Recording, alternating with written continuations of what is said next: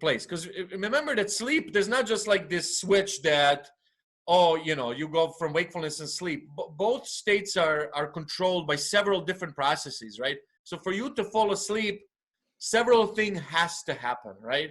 Your conscious mind sort of has to be in a certain place. Physiologically, you can't be, too aroused. There has to be a certain cues of light. You have to have certain sleep pressure depending on how long you were awake, time of day. And so all those things, it's a very precarious moment, actually, as I'm sure you've experienced and many others. So that's what we think is happening on this kind of a more fine grade level. When you're having these emotions, physiologically, you can't chill out, and it's difficult to disengage mentally. Now, on a broader level, and you alluded to this when you raised the question, evolutionarily, how is this functional, right? This doesn't make sense, right? Well, I think, again, the way it makes sense that if somebody, tells you, hey, somebody might come and kill you tonight, it's probably adaptive not to sleep that night. Yeah.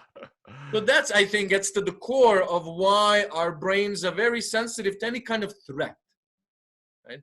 So I think we need to think about it that way. Is originally that evolved to handle immediate threats, but because we developed these big frontal lobes right here, we cannot imagine threats that don't even exist, right? Or threats that are somewhere in the future.